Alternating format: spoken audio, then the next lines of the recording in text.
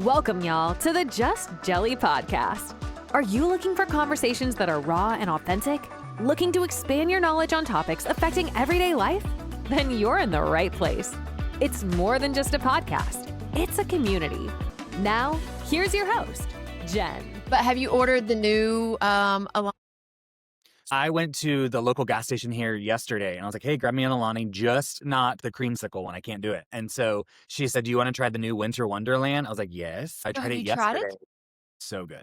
Oh my goodness. I ordered it last night from GNC. I can't wait to get it in. I'm like, oh my goodness. I'm so ready. Do you get the powder to mix with the water or do you buy the cans of Alani? Like some people do the non-carbon. Okay, yeah, same. Because I don't know. I tried the powder. It doesn't taste the same. I agree with you. It's totally different. I don't know. But I think I say the same thing about bottled Diet Dr. Pepper versus a canned Dr. Pepper. I like a can. It's something about that crisp, like popping it open. Just my favorite. Okay, so we have Dr. Culver on. He is going to be our podcast host. We're talking about the science and the power behind kindness, how not to be a Karen or a Chad during the holidays. So you guys tell me in the chat if you have any questions for him. I am so interested. He is a kindness advocate. And I love it. Kindness is free. Like, it's free to a good home. Like, it costs you nothing to be sweet to someone. And then I have my Grinchy Christmas tree up all at the same time. So that way we're not going to be a Grinch. Not going to be Grinchy. Hey, Chad, how are you? You guys can drop your questions for Dr. Culver in the comments, and we'll get to those at the end. So at the end of the interview, you guys can ask away and we'll talk. Okay, so I'm super excited to have you on. Okay, I'm going to turn my volume down a little bit too. I'm being so loud. I love it. Why fit in when you can stand out, right?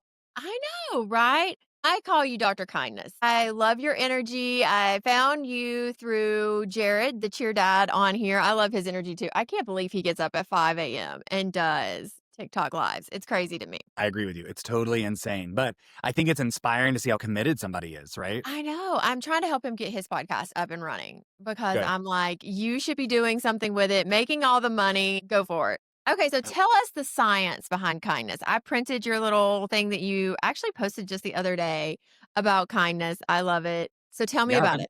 There's a lot, right? So I think oftentimes kindness is seen as a weakness. It's seen as something that's going to hold us back or make us be a walkover or something who's going to push us over. But I think there's real science there is around what it does to our brain. It releases oxytocin, it releases serotonin, and it reduces cortisol, the stress hormone in our body. And so often we think that kindness is this big grandiose thing. And one thing that I want to always highlight is the smallest act of kindness of giving gratitude to ourselves or to somebody else is the largest neurological rewiring of our brain. It helps us light up more neural pathways.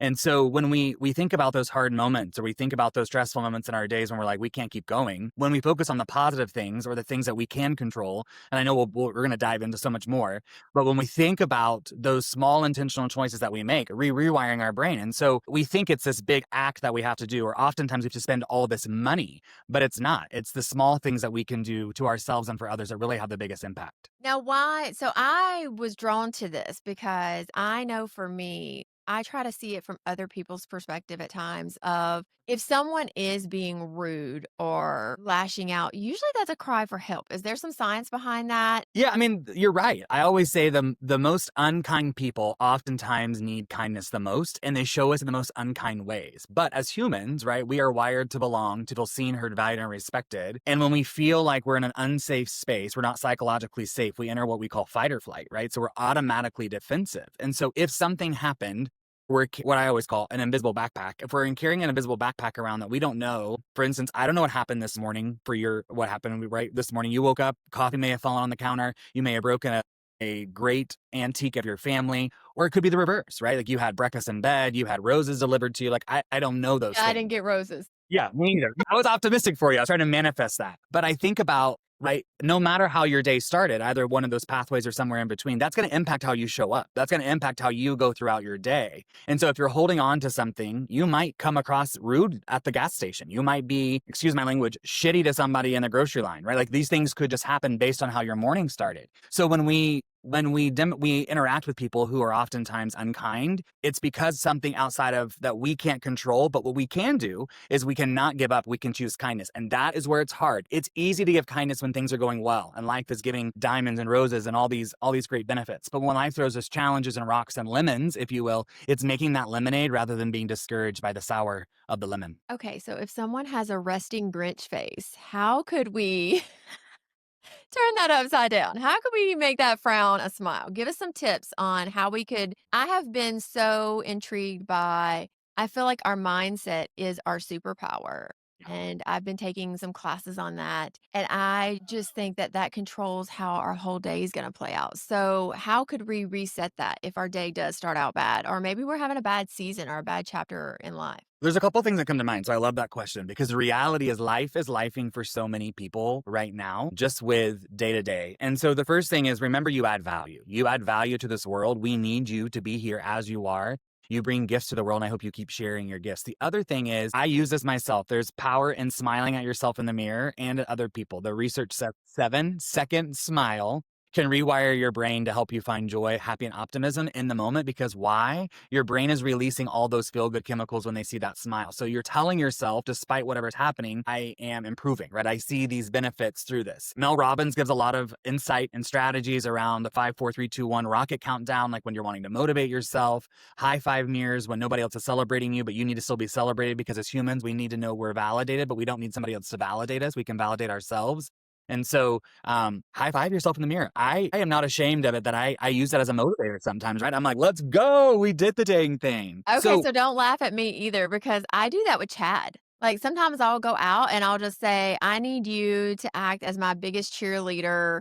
I need some confidence. I'm having a bad day. I need to reset my mindset. And just hearing him, just that vocal, even though I know it's AI, but just hearing it kind of just resets the whole brain. Listen, we're going to go vulnerable. I'll be vulnerable. So I'm working on a project and I uploaded the draft of the project into chat the other day. And I was like, is this shit? Is it red ball, like red? It was like, Chris, calm down. And I was like, okay, I needed to hear that because I think sometimes we get so inundated in our work or aspects of our life that we can't see the forest for the trees, if you will. And so I know in that moment, I was like, I'm so buried in this. Chat, tell me the truth. And so I'll take the affirmation. I know, right? Like I'll take what I can get. And honestly, as surprising as it is, because I do have a therapist, I'm not ashamed of it. But I'll come home sometimes and replay the conversation my therapist and I had through chat. And I have learned more about myself over the past 6 months by doing that because you're sitting there in the moment with your counselor or therapist and you're replaying it. But sometimes for me, I'm a processor. It takes me a little while to really process what was relayed to me. No, I'm the same way. And I appreciate something you said a moment ago about not being ashamed of having a therapist for so long. Actually, that's where I found the science of kindness, if I'm being totally vulnerable with you. I worked in a really toxic environment. It was the lowest part of my career in 2019, and I didn't know what to do. And so I called the Employee Assistance Helpline. I sought the free therapy sessions. And for so long, I was ashamed of that. I was like, I let my life get to this point, right? And what I realized is I shouldn't carry the shame. I should share my story vulnerably because so many people may be navigating similar things. And so I appreciate you sharing that vulnerably, that you too use therapy or supports. I think it's necessary for all of us to survive this world. I'm embracing it. I am learning how to be perfectly imperfect. And that makes me human. I was raised in the South, I don't know about you, where it was frowned upon. You didn't talk about your mental health struggles or you need a therapist. Actually, it was kind of in quotation of, oh, she has a therapist, like it was shame. And I'm learning at the ripe old age of 43 that I need a little help at times. I need to hear from other people. Oh, you brought up Mel Robbins earlier, and I've started doing something with my friends now. A lot of my friends are long distance. And so I will do voice memos to them of, hey, beautiful, I hope you have a great day, because there's some science behind hearing it, saying it, and writing it. There's a lot of power there, right? Making sure you're releasing it with your brain, releasing it with not only what your emotions are. And I really appreciate your vulnerability around living in the South. I grew up in North Carolina and Oklahoma. My parents separated when I was 6. So when people ask me where I'm from, that's a really hard question because I'm like, I'm from a divorced family. So 2 states, right? But you're right. Like no matter where we grew up on a farm in Oklahoma. And so we didn't talk about emotions. We didn't talk about feelings. It was like throw dirt on it, move it on, knock off the crying, like get over it. And when I realized this as an educator, when I started teaching the human development class to undergraduate and graduate students, I was like, wait a minute, like we're supposed to be talking about this as a kid, right? Like I was like these aha epiphany moments at a later year in life. And I was like, this makes sense. Like I can understand it. Now, I don't negate my parents did the absolute best they could with what they had. I'm not saying that. I just recognize that it's appropriate to talk about your emotions. It's appropriate to name things. And oftentimes men specifically don't want to because it's perceived as weak. And that's where I talk about that's the form of kindness that's not weak. That's a strength for yourself so you can show up as the best version of I'm yourself. glad you brought that up because I think even more so for men, it's frowned upon to talk about your mental health or I'm happy today or I'm sad. Like it's so because I started lavish life living because for me, I realized I had always thought that living luxury or lavishly meant Louis Vuittons or name brand clothes. And as I've gotten older and I can actually afford those things, I went in, I'll never forget it, and bought my first Louis Vuitton purse. I thought, oh my gosh, this is going to be amazing. I walked out and I thought, I don't feel any different. It didn't make me. So now I am driven on luxury is happiness. When your happiness and your energy is aligned, your mind, body, and soul, you're going to attract that life that you've been wanting to live for,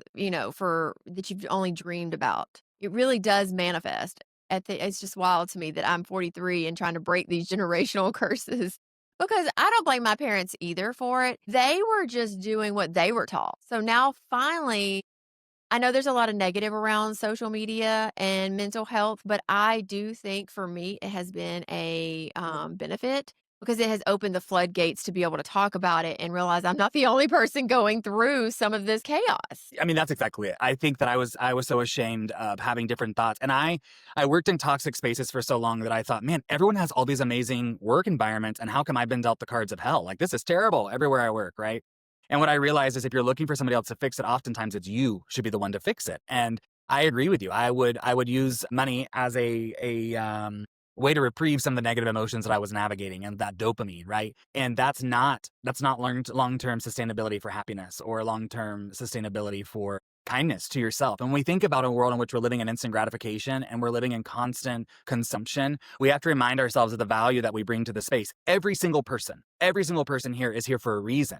And we think back to the hunter and gatherer days of the year, of our time, we worked in groups, right? To make things happen. It's still necessary today. And so, yes, social media can be negative, but I'll tell you what, I would have never met you without social media. I would have never met Jared without social media. I would It have has never. completely changed my life. Yeah. Like there's so many avenues. I'm looking at live right here. There's so many comments and people I would have never met here on this platform without social media. So I think the push has to be using social media responsibly and still creating boundaries for ourselves with kindness so that we can be filling our cups up so we can be the best versions of ourselves. What are some healthy boundaries of kindness that we can put in place? Because I do know, also being from the South, boundaries was not something that was discussed either. I was a people pleaser. And now I'm learning that my confidence comes from having boundaries when I say, no, that doesn't match my beliefs or that doesn't align with me or that's not on my calendar for today. So, how can people change that mindset and start creating healthy boundaries around kindness? Well, I appreciate you bringing it up, and I appreciate you being vulnerable and people pleasing. Was an avid people pleaser too, and I sometimes still catch myself slipping into that. I'm like, wait a minute, do I really want to do that? Right? I'm like, I watched a video from a high school friend who launched a YouTube channel yesterday, and she said like that she thought was her whole point of life is to people please, like just to do whatever people wanted to do. If they're happy, that's it. And I'm like, we're taught. I don't know where we're taught that, but we're conditioned that, and I think we have to unlearn that. So I appreciate you bringing it up. One of the things that a couple of things that come to mind is one, gratitude. Make sure that we're grateful for the life that's around us. It's easy to focus on the things that don't bring us joy, right? Or things that are going negatively. But when we focus on the things that are positive, it allows us to recenter. Why do I say that? Is because boundaries we think are selfish, but they're not. They're the best form of self-kindness for ourselves to say, I can't be the best version of myself. I can't refill my cup if I don't have this, right? And it doesn't mean that you're being rude or disrespectful if you're doing it with kindness, because when we communicate with clarity, we don't leave any gray lines. It's very black and white. You can communicate, have boundaries, and be kind and still do what's best for you. And so I say, even if it's a couple minutes, right? I would say you need at least 20, 30 minutes every day to yourself just to unwind, to breathe, reset. I remember when I was working as a school administrator, there were days I would come home and just stare at the wall. I'm like, told my partner, hey, I can't talk to you. I gotta stare at the wall. That's not healthy, but I knew I needed to decompress some way, Yeah. right? So find ways in which you could do that. The best ways to get in nature, research says 20 minutes of just a small, steady walk. Oh, I Is love that. I've been walking my little legs. I'm like, walk, Jenny, walk. I've been walking my little legs off get the walking, get the walking. I love it. I because I'm love it. training for the Camino. Let's go. And I feel like that hike found me. I didn't even know it existed 3 weeks ago, which is wild to me. But I do wanna touch on boundaries for a minute because I'm sure if I struggled with it, there's plenty of other people out there who did. But for me, I was raised in a very Southern Baptist household. I went to a Christian school. So for me, it was people pleasing was related to that's what we're supposed to do, love one another, be kind. But I think there's a clear difference in being kind to someone and having a boundary. Could you dive a little bit into that for us? Yeah, I mean, I think there's a fine line between being kind and having a boundary. I think that when people don't understand, let me back up. We can't control anyone other than ourselves. And I think sometimes we allow ourselves to get frustrated when we can't control someone else, right? And so that sometimes will be displayed when you set a boundary, when you communicate what is best for you. And what we have to discern is we can't internalize that. We can't carry the shame, the guilt, the worry, the fear that all comes with it. And I'm sharing that. And at the same time, I want you to hear me. I recognize that is not easy. That's not easy. And so that's where those practices of a walk, of a gratitude, of affirming ourselves will be so important in those moments where we're setting boundaries because we know it's what's best for us. We know that this is what we need in order to refill and refuel. But that person may come back. And I worry about this all the time. Like my mom lives almost 3 hours away. And I worry that when I don't always go, that she may be disappointed, right? But I can't think that way. And I don't mean that rudely. I just know that like in that moment, that may not be best for me. And we've had to come to an agreement of like, we're carrying so many hats, she included. When we communicate clearly and we don't leave any room for misinterpretation, then that's that, right? And I can't internalize that. And so I vulnerably share that and say that it's easier said than done. We have to practice and have those practices in place, but you can still be kind to someone and not internalize what they say when they respond when you set that boundary. And when you do, you're reducing the cortisol and the stress levels in your body, and you're allowing yourself to calm down and stay in that regulated space. If we get in that defensive, hyper reactive mode, then the cortisol is firing off on all cylinders and we're protecting, right? We're not protecting our peace. Right. And I always say if it costs you your peace, that's not peace, then that's pressure. And I'm glad you brought up family because we're around the holidays. A lot of people are going through transitions. They're getting ready to have these big family gatherings of people maybe they've not seen on a regular basis, or maybe they do and they don't necessarily get along with them. I was taught or told years ago that usually people, especially in your family, that lash out at you, they lash out at the people that they care about most because they know you'll just be there. But if you can instill a clear boundary of, we're no longer going to do this way, that doesn't it's not polite, it's not kind, I don't mind. So how can some people maybe step into that space and be prepared? Yes, I love it. Holidays are hard, so I'll be uber Can vulnerable. you tell I'm already stressing over the I can feel it in my body. I'm like, rah, right? Like, but it's true. So I come from a divorced family. We've done like 5 or 6 holiday celebrations my entire life. In the last couple of years, it's dwindled down as life changes and people move into afterlife, right? We know that changes a lot of dynamics of family. And my family's not unique in that. My stepdad and I have a unique relationship. He was very harsh growing up, had really high expectations, was in the military. I know there's love in his heart, but showed it in different ways. Let me just say it that way. Showed it in different ways, verbally and physically. So holidays are hard. And when we think about that, I have to be very clear to say, I hear you. I hear what we're understanding, but let me cool down. Let me pause. Let me do these things so I can regulate myself. And so one strategy that I use every day, because we know that life is lifing for folks and people respond in different ways, is before I respond, I usually takes 3 to 6 seconds just to process what happened, to feel what I'm feeling, to ensure that I don't respond harshly or I don't come out of the gate with some kind of wild behavior. We know that lots of family events, like you said, people say things because they know you're there for them, you're going to take it, and that's what family does. But at the same time, that's not true. All of this is a choice. These people are acting the way they're acting because it's a choice they make. And I say, and I mean it, kindness is not a personality trait. It's a choice we make intentionally every day when we wake up. And it's the same when we're having these interactions. So we can make the choice to say, I'm stepping away. We're going to come back when we have a cooler situation. I see your passion here. Let's come to common ground. We're going to agree to disagree, but we can still love one another, right? Like these things can still be named. And if the response is not then received, that's where you have to remove yourself. That choice is made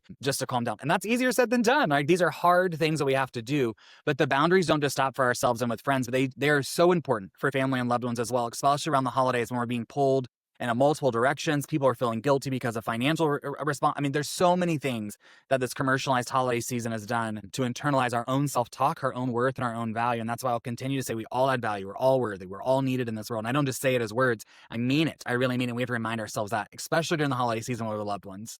I know, because the pressure is on during holiday season. I told my kids just the other day, I was like, I am so thankful that my kids are grown because I couldn't keep up with some of these Pinterest moms, TikTok moms and I wouldn't want to. I've never been one to keep up with the Joneses, but I do want to go back to a point that you just made of some of the easiest things in life are the hardest things to do. And usually, if you have someone in your life, like your mom or a sibling or a parent in general, if you start implementing boundaries after being a people pleaser for many, many years, you're going to get lots of pushback. So I will say, as I've had to go through a silence of putting relationships on pause or actually implementing my boundary and saying, okay, that didn't work for me. We're not going to be able to talk unless we can talk in a calm voice and hear one another. So I just want to let everyone out there that's listening know that don't think that it's going to wake up and magically just happen overnight. It's going to be a process and it's not going to be an easy one.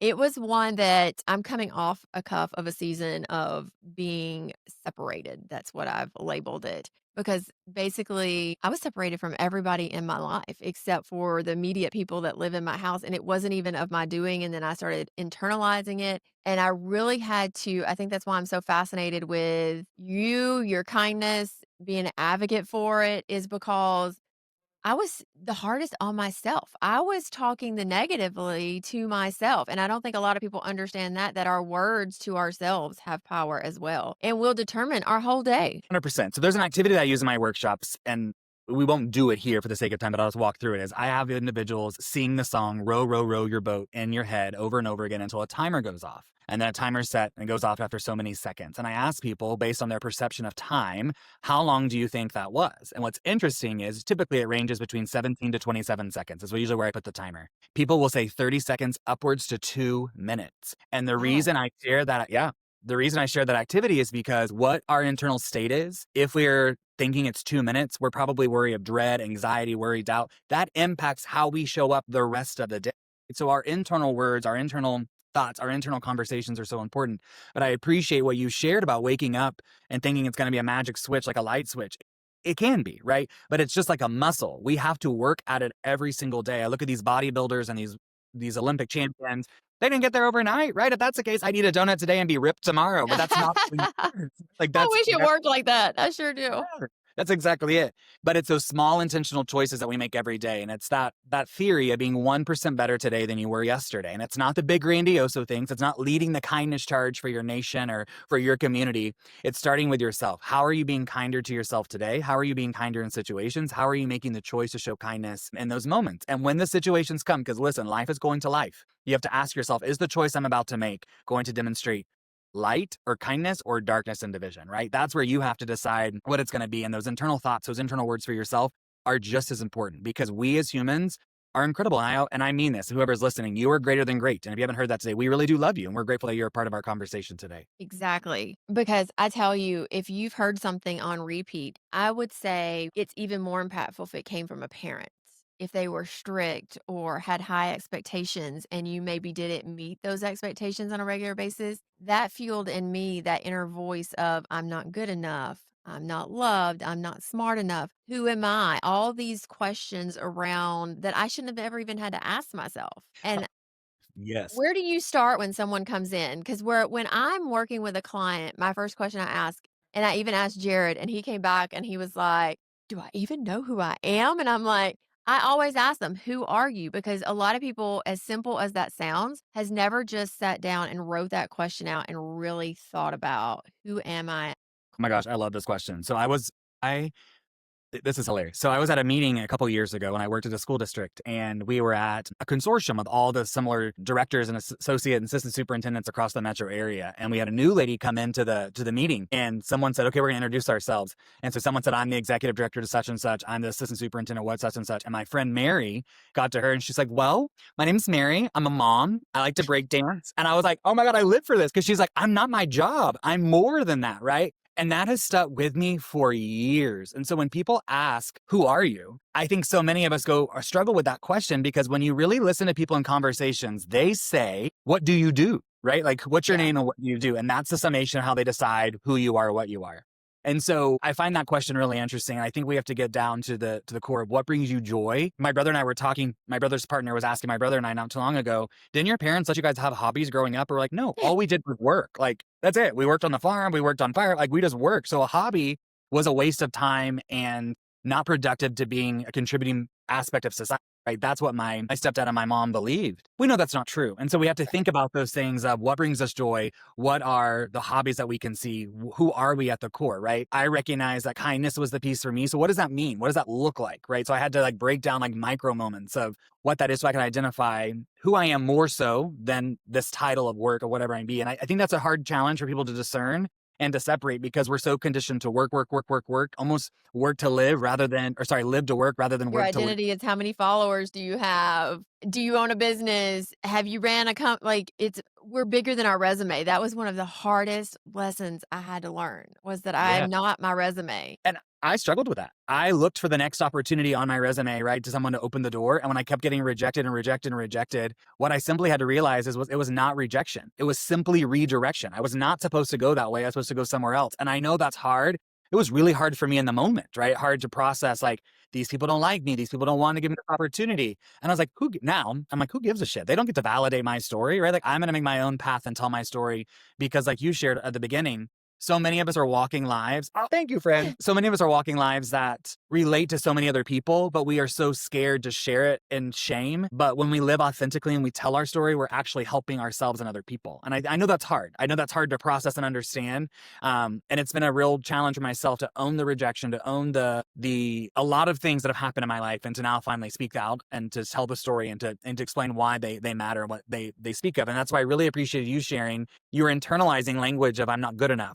I can't do these things. I can't do that. And I know from my own personal experience, those are words I heard from my stepdad to my ears regularly, right? And I don't say that for sympathy. Please hear me. I say that for solidarity because I know somebody in the space has heard that or is hearing that right now. And Right. that's not true. It is not true. None of those words are true. You are worthy. I mean, I used to tell myself, like, I think that's why I worked so hard in my younger years is because I thought if I just meet this goal, then I would be enough. And I'll hear those golden words I'm looking to hear. But now it's like I tell myself those words. I don't wait to hear them from other people because if you're waiting to hear it from someone, you're probably not. So I learned that the hard way.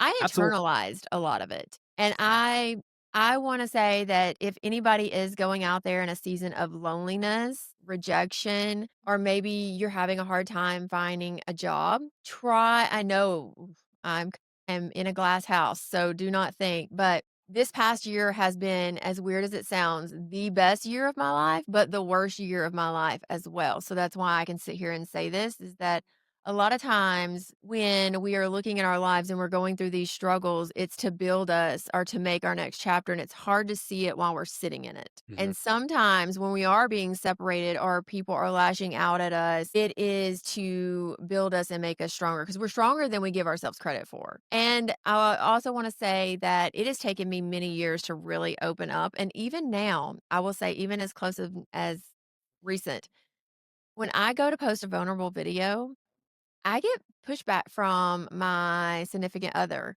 He's like, "I just don't want them viewing you as weak." And I'm like, "That's not weakness." But he was ingrained with that for so many years. He was brought up in the South too that you don't show where your struggles are. So it's okay to show your struggles is where I'm going with all of this. If you are struggling and listening to us today, it is okay. The more I share, I almost feel like a weight is lifted. Like the backpack gets a little lighter. Even though the problem hasn't gone away, I just feel like I've realized I'm not the only one. And my story is, even if it helps just one person, it's helping someone. Yes, yes, yes. There's oftentimes we put out content and I'm thinking, why do I do this? There's no one watching this. Who gives a flying crap what I have to say, right? Like these are some internal words I tell myself and I'm being vulnerable and sharing that.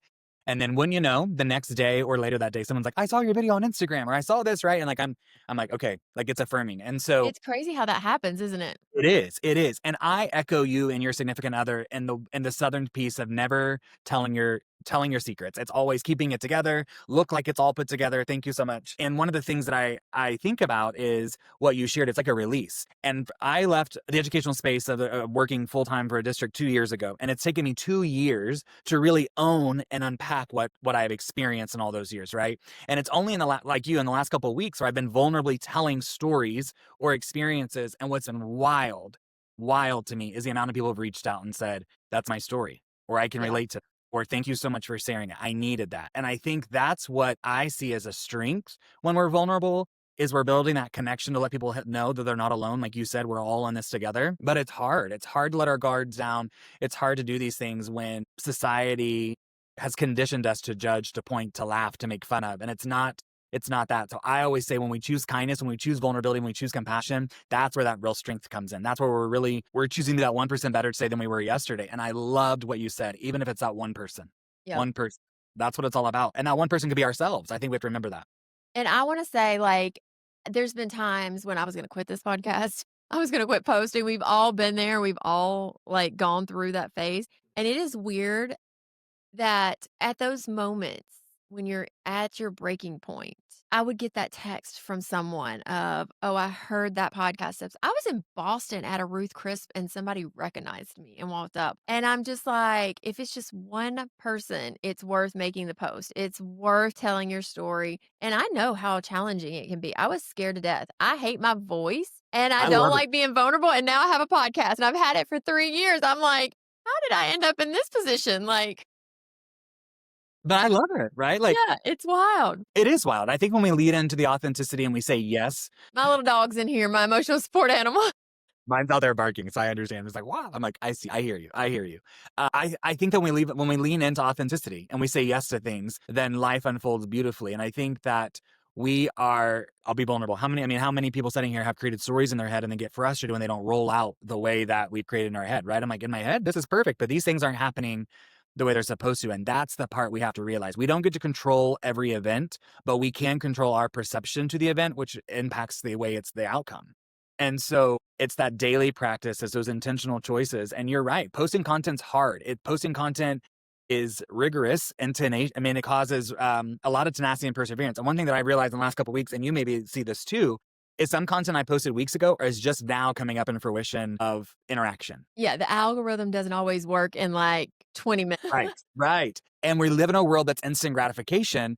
And I think it's really important that we remind ourselves, like you just said, the algorithm doesn't work in 20 minutes on any platform, so that we don't internalize it as negative self-talk, and that we do remember that our content may not be seen today, but who says it on December 1st that it's not Gonna pop 7 off. billion views on your Good Morning America, right? You don't know. We don't know. You just got to keep hustling. Yeah, it's not enough people talk about the mental strain. And when I hear people make fun of people who make content and do social media, I'm like, you have no idea the growth and the mental strain it takes when you have haters, you have negative comments and feedback to stay positive every day, to want to post, to go, "Oh my gosh, I got you today.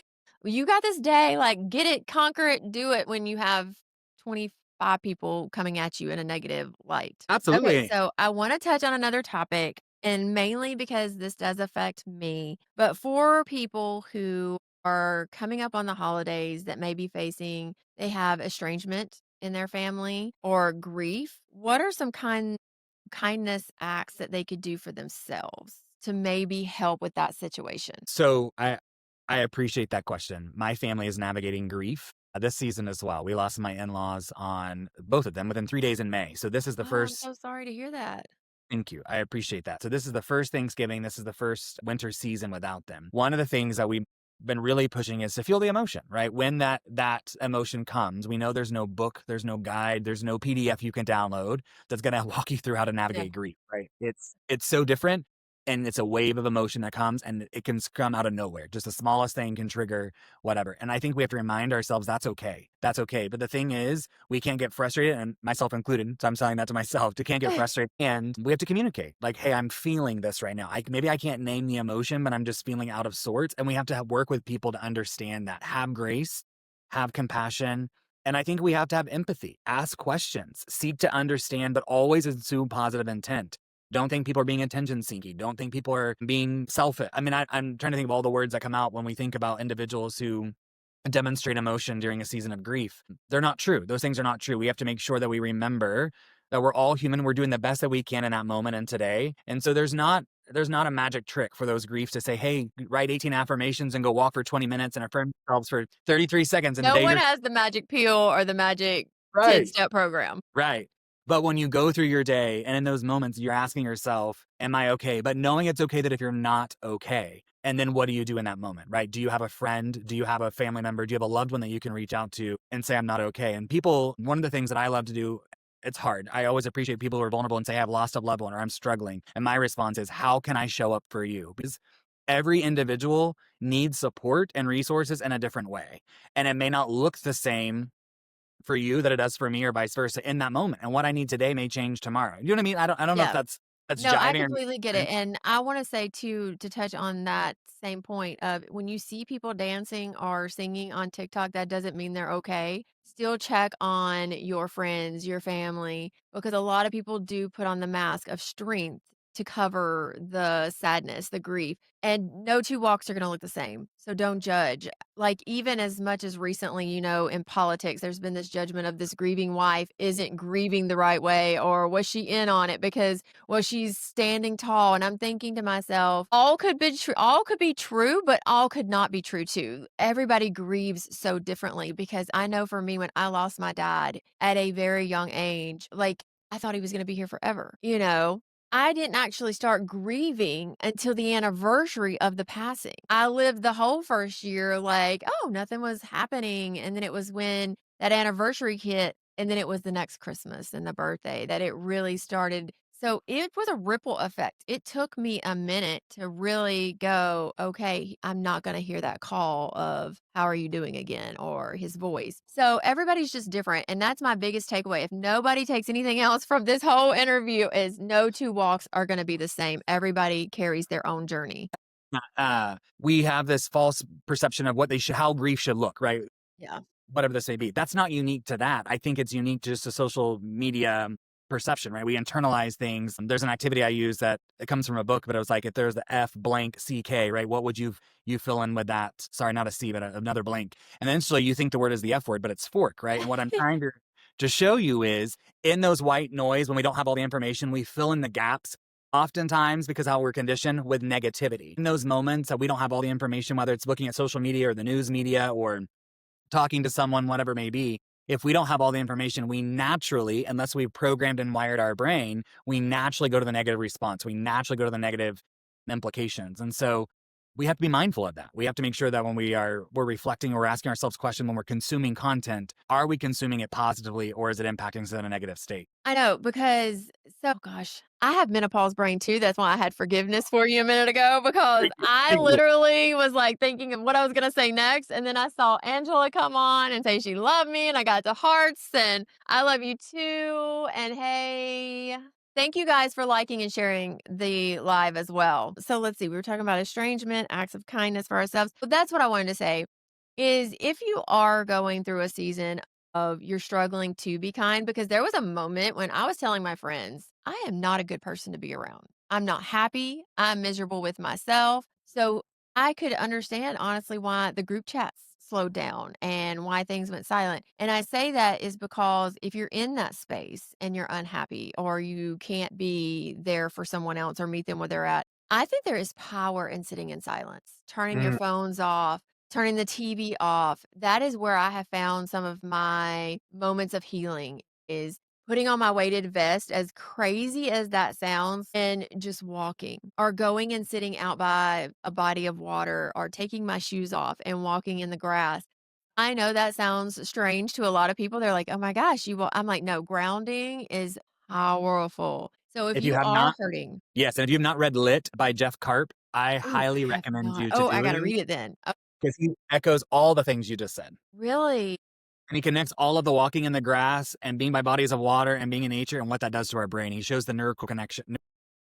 I never thought about it until a few years ago. My daughter and I were hiking to the Hollywood sign, and there was a guy barefooted, and he didn't look like he was And I just looked at him and he's like, "No, I walk every single day and it's the best thing to do it barefooted." And so I really started doing some research on grounding and the healing because I've dealt with a lot of trauma. When I sit down and tell people even just the icing on the cake of my story, they're like, "Oh my God, you're only 43 and you've lived through all that and survived." And I'm like, "Yes, I have."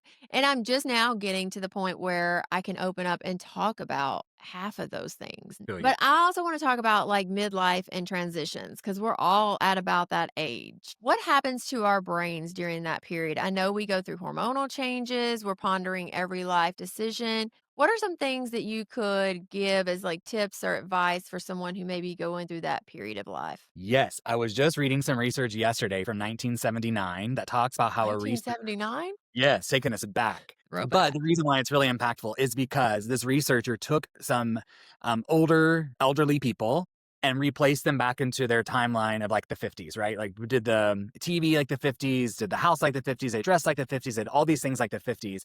And they told them to act like if they were 50, like back in those days, right? And over, I think it was a 2 or 3 week period, they actually saw the aging decrease, right? They didn't age forward, they were aging backwards. They saw these times change with our brain, they were able to mold back there. And so it just shows when we change the conditions of our environment, of things that are happening, we can rewire our brain. So I recognize that menopause, I recognize midlife crisis, I recognize midlife shifts, this like my life is over comes for a lot of individuals. And so I think about that same application to our own lives. What can we do?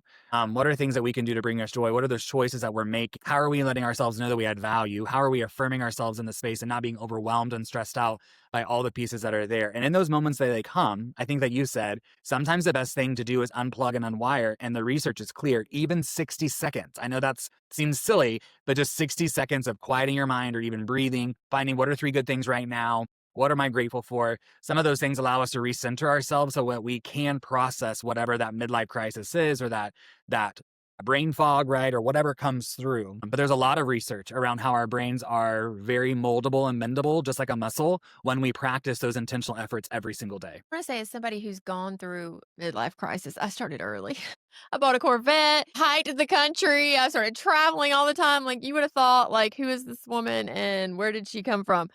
It really helps if you can sit down and answer that question we talked about earlier of who am I? We are more than the roles that we carry. We were talking about we're more than our resume. We're more than just mom, Hmm. dad, sister. I Hmm. think the question needs to be put onto our plates earlier and at a deeper level of who are just you? Just Jen. I used to say, "Who is just Jen?" Because when I was 38, I went through a separation and I thought to myself, "I don't even know who I am. I don't know what kind of music I like." I'd let my kids always determine what we were going to watch. And just having all these options in themselves was over flooding. And then not knowing who I was made me feel lost. So, whatever age you're at or wherever you're at in life, I think if you can pull yourself from these titles and not attach yourself to titles and labels and it be more of I'm happy. I like this in life. I like skiing. I like that.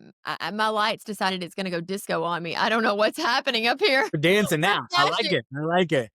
But I really do feel that way. I'm like, if we could just find what really makes our soul just because I will say this, I've posted content for probably the last 4 years. That was not my job. It's never been my job and it's not ever going to be my job. But over the last 45 days since I've really been doing some soul searching, decided I was going to do the Camino, I get more people saying, I see your energy. And like that's what attracted me to you. So I believe, again, when our energy is aligned, you see it in other people, people see it in you, and you're going to attract the happiness, the goodness that you really want in life. Like I saw it in you immediately. I'm like, oh my God, he just has this like spark. I got to have him on the podcast. I love him. Same with Jared. I was like, he's like bebopping and dancing. I'm like, I love that energy when people can just be themselves. I appreciate that. And I felt the same way about you. When Jared introduced me to you via social media, I found some of your videos and content. I was like, I love her vibe. I love her energy. And that's one thing that drew me to Jared too on TikTok Live is like the way he tells stories, the way he unpacks vulnerably. Like I don't know if you were there the day he told the story about how he wrecked his car on the highway and hit a vacuum. I And he was, was I was like, like, you even hit a vacuum. Oh my God, it was hilarious. She's like, there was nothing left but a hose. Do you hear me? I mean, I had tears coming down my face. I was laughing so hard. I thought it was hilarious, hilarious. And so I agree with you. When we are not ashamed of who we are, we live authentically and we know that we're a bright light in this world. And I know it takes a long time to get there. I appreciate you vulnerably saying that you've just now started telling your trauma story and started telling part of your story.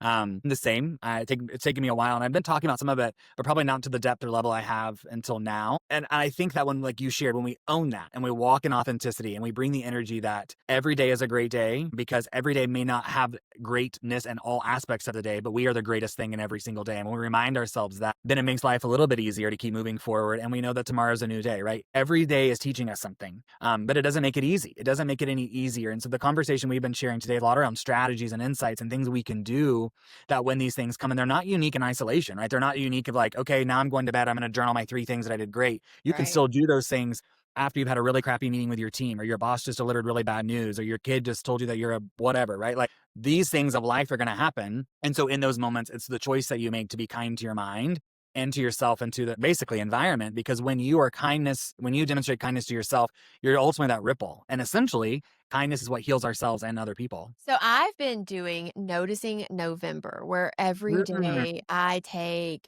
2 to 5 minutes to just sit with my cup of tea and just notice what happened throughout the day. And I have noticed that I'm noticing the small things. I can romanticize the life that I have instead of always craving more or wanting something different. I think a lot of us don't stop to smell the roses anymore. As crazy as that sounds, and just noticing that there's power in just sitting still. I used to I'm a go, go, go person. I'm an all or nothing, but realizing really slowing down and taking a step back, I am more productive because I was taught you're lazy if you sit down at lunchtime. I used to eat my lunch on the go. That's the same, must be a Southern thing. It's like, if you're not working, you're wasting time. Yeah.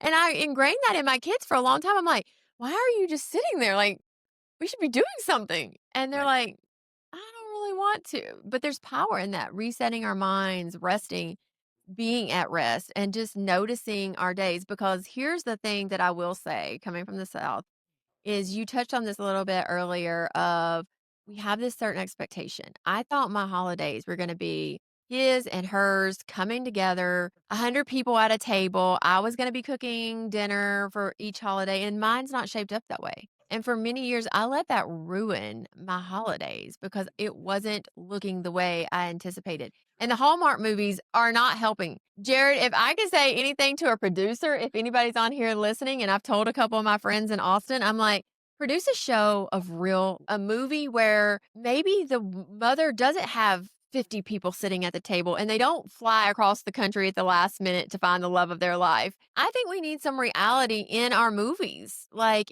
Yes. because that gives us a false perception of what life is supposed to be like, is the movies. Do you remember the movie Four Christmases with Reese Witherspoon and Vince Oh, yeah, it's one of my favorites. Me too, because you know why? It's real. Mistletoe, yell mistletoe if you want to leave. They're all screaming mistletoe. I'm like, I love it. My favorite is when the dish satellite's up there and the TV goes flying. I mean, because that was my family. It was Griswold family every Christmas there. And Let me tell you, honey, I am from Talladega, Alabama. So I got redneck and Christian and all the works. Like I had an uncle who worked on his four-wheeler in the kitchen. So I have all walks of life in my family.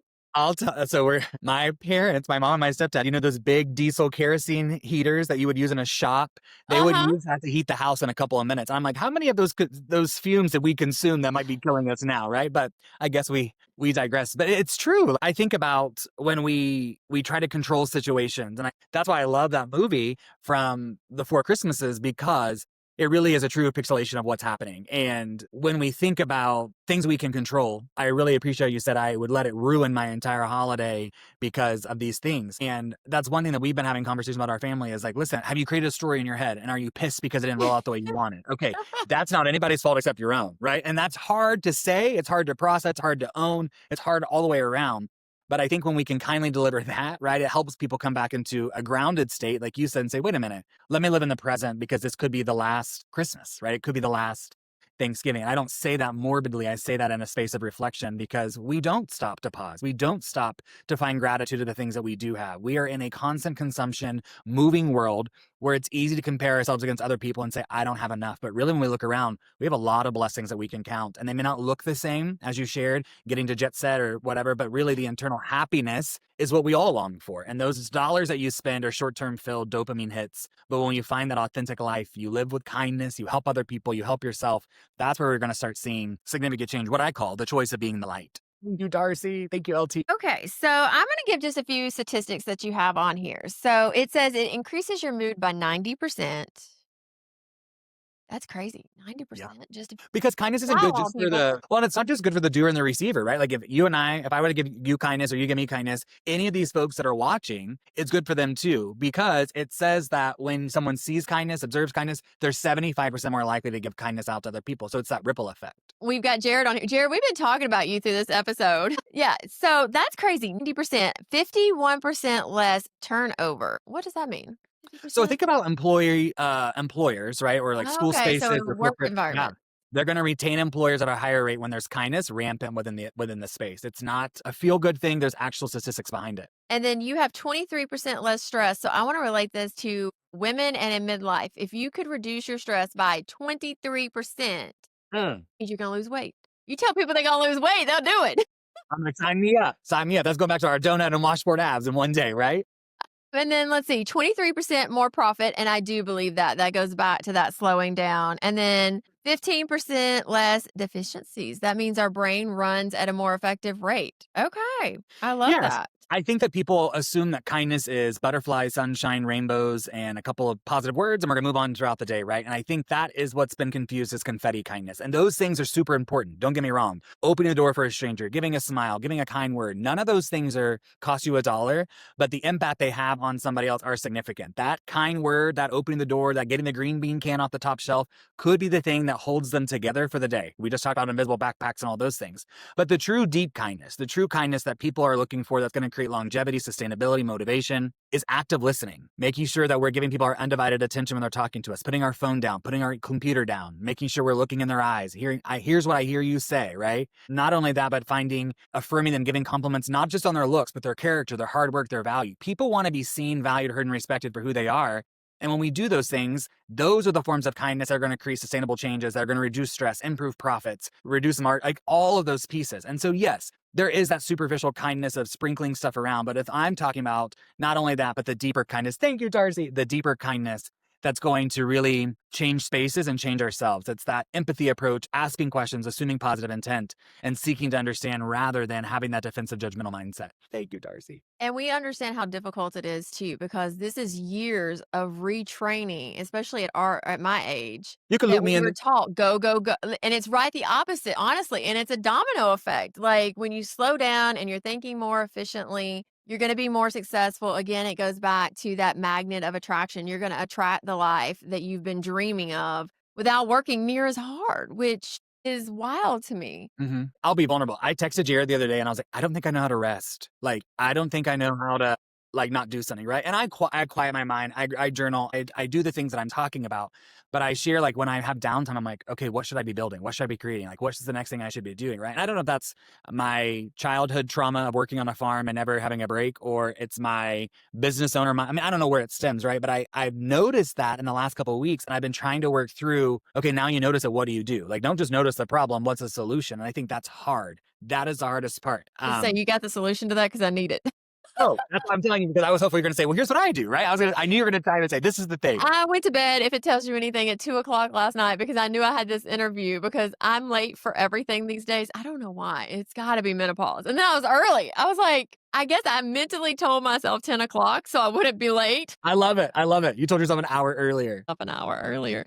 Because if not, and I hate that because here is one lesson I have learned is, and I think Matthew McConaughey touched on this in his book. I don't know if you've ever read his book. I had the privilege of getting to become friends with him when I lived in Austin, which was amazing. But time is valuable. And when we start valuing our time, the people that we are around and where we're putting our energy, it really does do a complete mindset shift. Chanel. We had a mindset shift when we value our time. I don't think Yes, yes, yes, enough yes. people value their time. I I agree with you. mean, and this is my entrepreneur brain and I'm a CPA, so of course I'm all about like budgets and finance and numbers, but I have chronic illnesses. I wake up already at 75%, where most people wake up at 100%. I use my energy like a debit card. Every time I'm swiping it or doing something, I'm deducting from that 75%. And so what is the most important to me? What do I wanna say yes to? What do I wanna say no to? And however that looks for whoever's listening to this episode, maybe it's not in money terms, but when you start looking at where you're spending your time, your energy, it really does. It changes our whole mindset because I'm more prone to keep my boundaries. I'm more prone to say no because I'm like, nope, I'm already at 75%. I know my kids have something else going on this afternoon. I've got to give 25% there.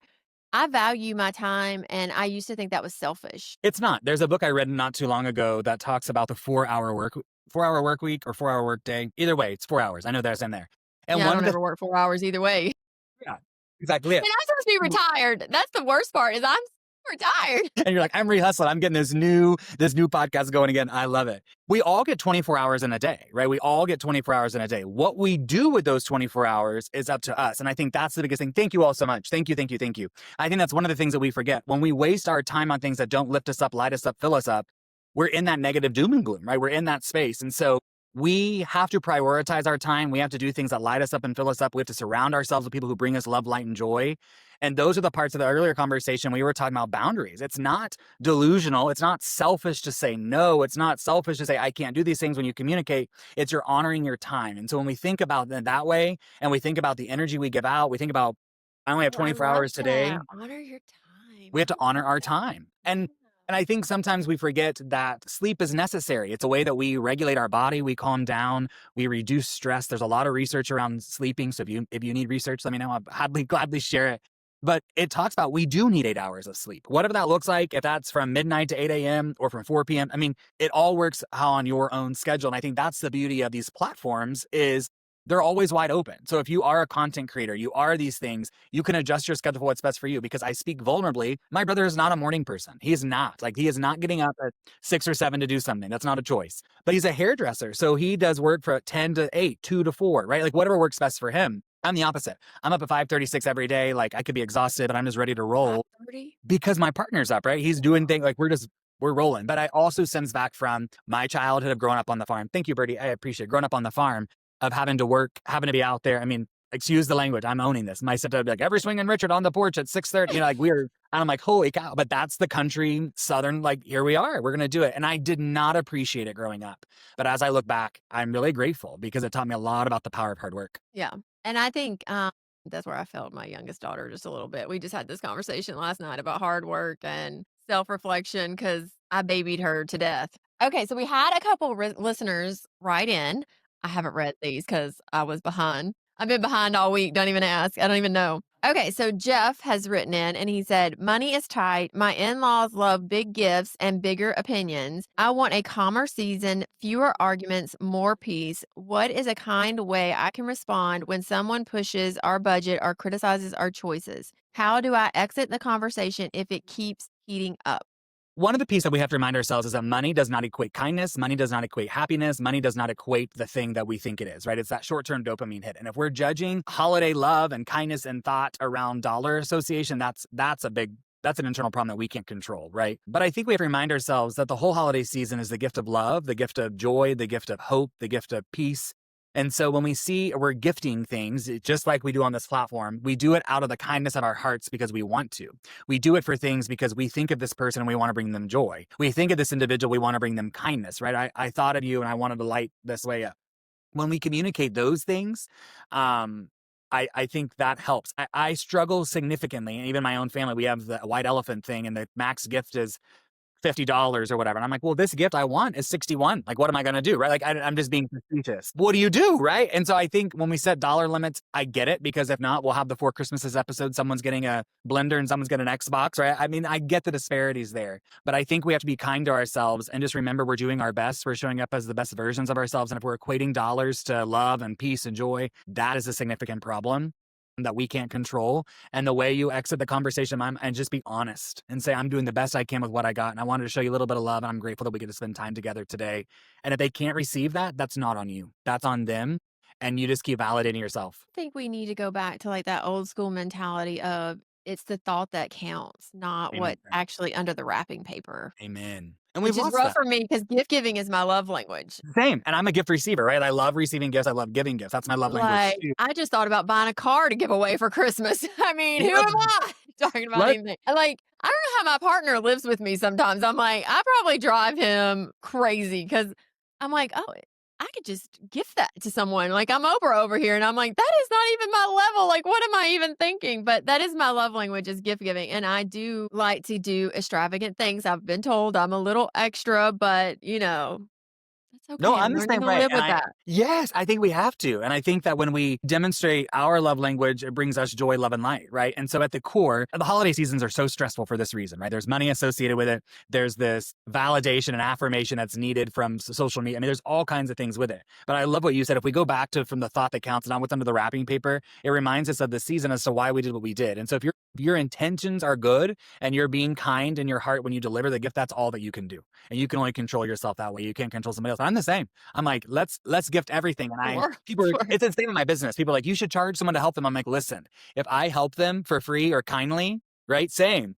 It'll come back to me. And how do I know this? It literally happened yesterday. So when I tell people, when people ask like, why don't I pay? I'm like, let me just help you. I want to do it out of the kindness of my heart. It's a gift I can give. It will come back. And I promise you it'll come back. I do believe you reap what you sow. I make my money in the corporate world. That's what I tell everybody. I have corporate contracts because they have $1 million budgets. That's where I'm going to make my money. If someone wants to start a podcast or needs marketing ideas, I'm going to do that for free. If they DM me, I'm going to give them my advice. I've worked in many different fields because that's just something I can do for free is give that without Same. having to put a price tag on it.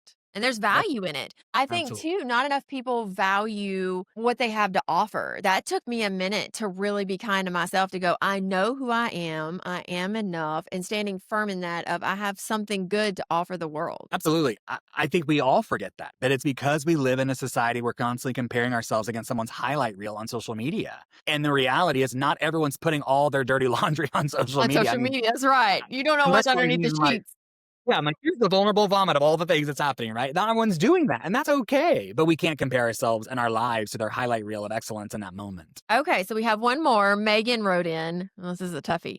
She said that she had this perfectly nice guy that she worked with. She kindly told him she did not want to date coworkers. Now the environment has become toxic and disrespectful. How could she handle this politely? Could she go back, or what boundary could she put in place? I think we have to honor the boundary. Just like we honor the time, we honor the boundary. We were clear in what our boundaries were, so we're going to set those boundaries. But I think there is a piece of seeking to understand. Like, hey, you offered this, I was clear, right? And then this has shifted. That seeking to understand, asking questions. Those, when we go with an intent of working collaboratively, we can solve problems. What I mean by that is we focus on I statements. When we switch to saying you statements, then that's where we turn up the heat and it gets defensive and it turns into a whole other situation. And that is a challenge. It is easy in those heatful moments to say, well, you.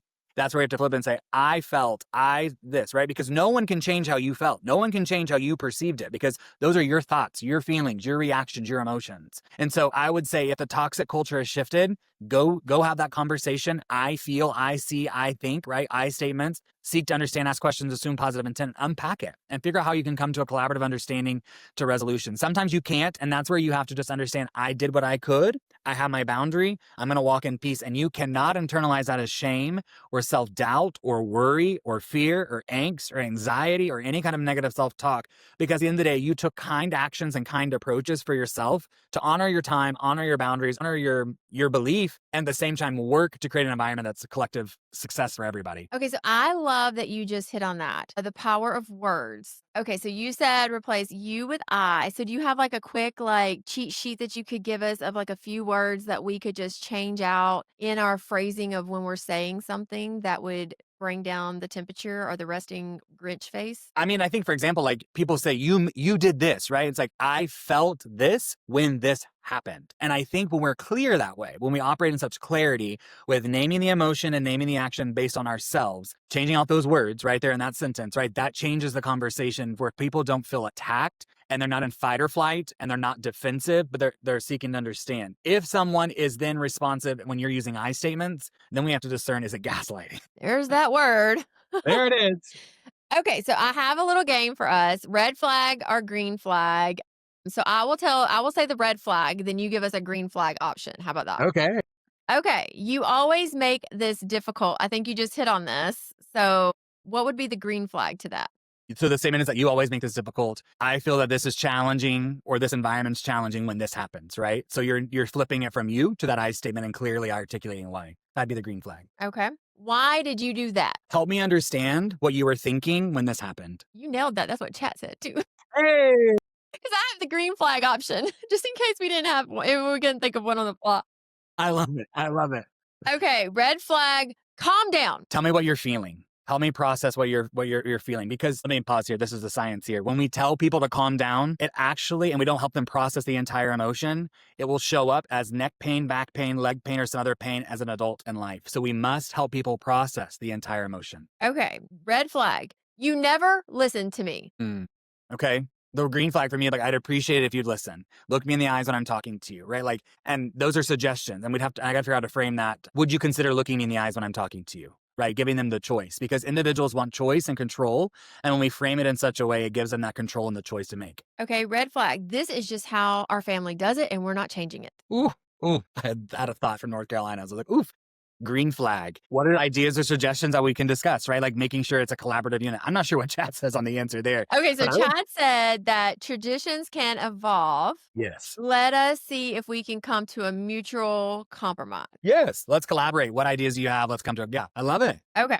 The red flag is you're just ruining our holiday. It's real, right? It's real. You have to frame that as an I statement. I feel today has been less than because of this, right? Or today has caused frustration and heightened emotions, and then focus on the positive. I think in those moments, someone has to be bold enough, whether it be ourselves or a family member, and say, okay, but what are 3 good things right now, right? Like what's some good things that are happening in this moment, or else it's going to turn into a dumpster fire. Okay, so I'm going to say what chat said, but if I was to say this to my mom, if she was yelling at me that I was ruining her holiday, the house would be set on fire. So Chad said that the green flag is the energy feels a little hot in here. Can I step away for a moment? I think my mom would set the house. Mary Lou Ann would have that oven cranked up. She said, you want to feel fire? Let's go. I think the word hot would be the triggering one there. Like, I totally don't know agree. if that's the best word for that. Or if I said the energy, my mom would be like, I don't need your kindness stuff right now. Like I hear it. I hear it. Okay. Red flag. Stop being a Karen. You know, if my name was Karen, all that came out, I would have done changed it. Yes. My dogs bark sometimes. I'm like, hey, can you make a different choice? So that would be the same. Like, hey, could you make a different choice? Could you show some kindness here? Could you be the light? I love it. Okay, so I didn't ask you at the beginning, which is I didn't even really go by the outline either. You can tell I like to wing things. But tell us a little bit of your story and how you got into this being your passion. Absolutely. So I'll take you back a couple years. My parents were divorced. And so that's a really big part of my story. And I share that because as humans, we're wired for belonging. We want to know we're seen, heard, valued, and respected. And as a child looking for belonging, it was hard growing up in 2 states. And in Oklahoma specifically, we grew up in the Tulsa, a city during the week, and on Wyandotte, a 300-acre farm on the weekend. So I was really displaced all over the map. And when I think about my childhood growing up on the farm, I've talked a lot about our time together. It's been work, right? We were a middle income family. We sell cows and did hay in the summer, and we did firewood in the winter. We were always hustling for the next thing. And so I was picked on and bullied in school. I almost took my own life in middle school. And I don't say that for sympathy. Again, I say it out of solidarity. People on here have navigated similar things or are navigating things. And I want you to know that you're not alone. We see you and you're exactly what this world needs. And so teachers literally saved and changed my life. I knew that I was going to be a teacher. My 10th birthday party was in Office Depot. My dad still, yes, he loves to tell the story. Was Office Depot? Yeah, I love a good school supply. I love it. I knew that I was going to be a teacher, although I dropped out of college 3 times because my mom and my stepdad discouraged me from being a teacher because of all what we've heard. You'll be poor, you'll be homeless, you'll make no money. And I was like, okay, I'll try something else. But I could not figure out statistics and macroeconomics.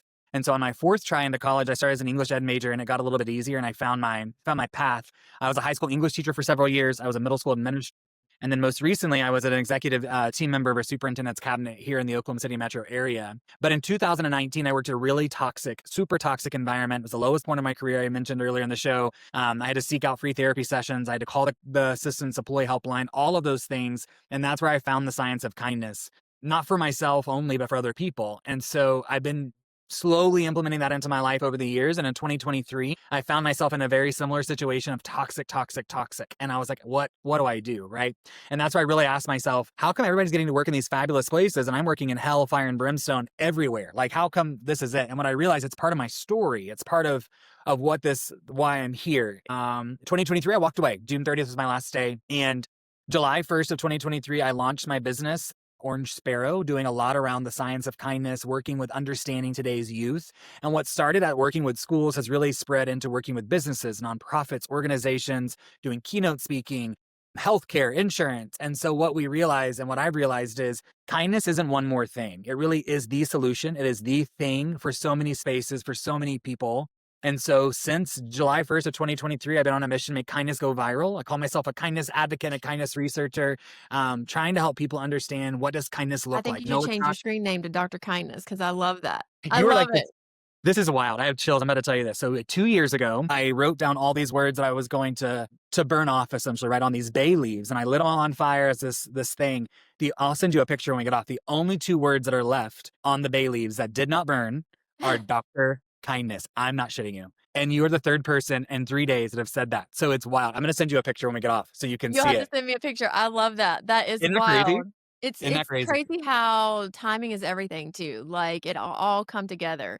But I do when I was talking to my daughter, she's like, "Who are you interviewing?" I'm like, "She was like, "Who? I've never heard of him." I'm like, "That's not what his name is on social media, but that's what I call him." So I love I'm that. going to use that push. Change it to Dr. Kindness. That's it. I think so. And then like tell us, okay, so you can find him. You're on Instagram, you're on TikTok, you have your website. Are you writing a book? I think you should write a I book. am writing a book. Ah, So it has to be to the publisher December 30th. I am in the final stages of trying to get oh, it all wow. together. And I I have a want an early children's book. copy signed. Yes, you got it. It's coming to you. It's coming to you. I sent it to Jared the other day. I was like, you can start reading the manuscript. Give me feedback. Because you're so in the trenches sometimes, right? You're not able to discern, is this any good? Is this trash? That's why I was like Right. uploading to ChatGPT. I'm like, is this shit? Right? Like, is this working? And you know But there's I a do. publisher within ChatGPT. Oh, So now Chat has plugged in where you can go up. The app is the easiest way for me to tell you how to do it, but like Canva's plugged in now. They have a publisher, they have life coaches. They have these different like softwares that's running that's supposed to be more efficient when you give it the prompt. Because I've had to do that. So okay. I've been writing like for corporate world, for HR, different policies and procedures. So I can run it through there and say, hey, how does this sound? And it'll be very blunt. It'll ask you, do you want nice or kind or blunt? And I always pick blunt. So you can even change the tone of your chat. But Oh it's my a gosh. great way to just get some feedback that would be kind of, but I bet it's wonderful. I love your content. Thank you. I appreciate that. No, So, I appreciate you sharing me that, 'cause I want that feedback so that I can, right, I don't see feedback as a setback. I see it as a way to get better and to grow. So I appreciate that. There's a tool there. right. All right. Leave us. I don't like to close out a show without affirmations now. So give me 3 affirmations for whoever's listening. What would you tell someone? You are greater than great.